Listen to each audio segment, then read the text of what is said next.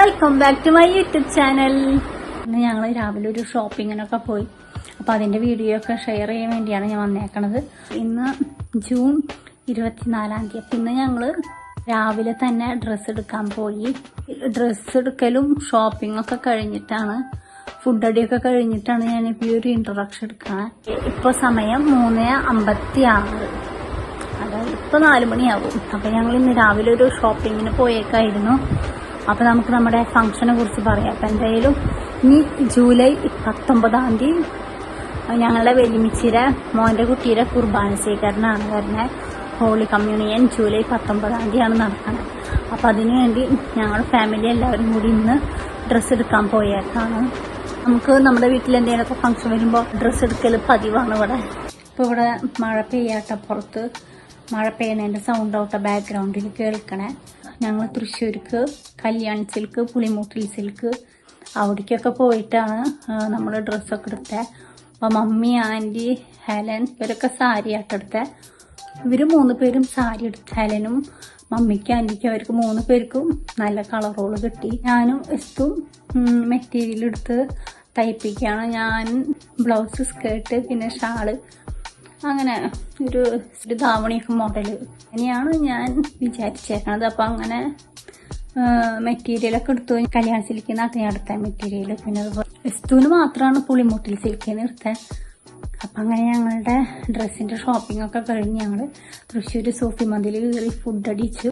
Chicken മന്തി കഴിച്ചു. പിന്നെ 2 മന്തി, ഒരെണ്ണം ബീഫിൻ്റെയും ചിക്കൻ്റെയും നമ്മൾ മന്തി പാഴ്സൽ ഇവിടെ വീട്ടിലേക്ക് പറഞ്ഞു. അപ്പം ഇന്ന് ഡ്രസ്സ് എടുക്കാൻ പോയതിൻ്റെ വ്ളോഗും ഫുഡ് കഴിച്ചതിൻ്റെയും പിന്നെ അതുപോലെ അത്രയാണ് ഇന്നത്തെ ഒരു വ്ളോഗ്. പിന്നെ അത് കഴിഞ്ഞിട്ട് പിന്നെ ഹോളി കമ്മ്യൂണിയൻ്റെ ഫംഗ്ഷനും പരിപാടികളൊക്കെയാണ്. അപ്പോൾ അതടുത്ത വ്ളോഗായിട്ട് കാണിച്ചു തരാം.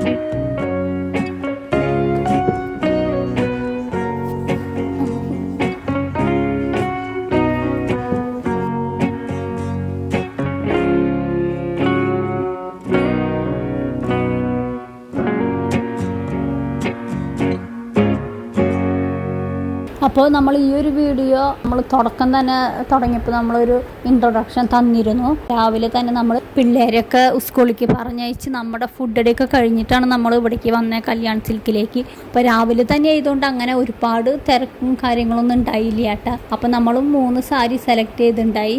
ആ സാരികളുടെ വീഡിയോ ആണ് ഈ ഒരു വീഡിയോയിൽ ഞാൻ കാണിക്കണേ. ഇതാണ് ഒരു ആമസോണിൽ നിന്ന് നമ്മൾ ആൻറ്റി ഓർഡർ ചെയ്ത സ്ലിംഗ് ബാഗ്. ഇനി ഇവർ 3 പേര് സെലക്ട് ചെയ്ത സാരികൾ ഇവരെടുത്ത് നോക്കാൻ പോവാട്ടോ, ഇവർക്ക് കൂടിയും ഭംഗിയുണ്ടോ എന്ന് അറിയാൻ വേണ്ടി.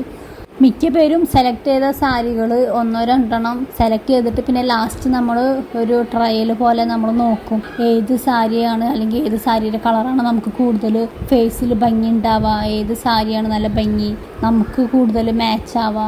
അപ്പോൾ അങ്ങനത്തെ ഒരു ട്രയലാണ് കേട്ടോ ഇപ്പോൾ കാണുന്ന വീഡിയോയിൽ.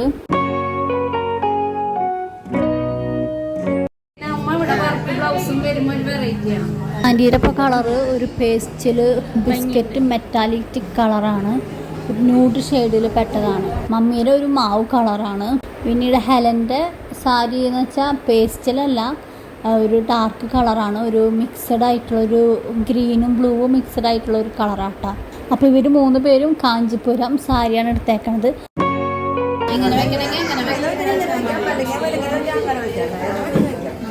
ആൻറ്റിയുടെ കുറച്ചുകൂടി കാഞ്ചിപുരത്തിൽ തന്നെ വേറെ എന്തൊരു പേര് പറയുന്നു തോന്നണോ, അത് കറക്റ്റ് ഓർമ്മയില്ല.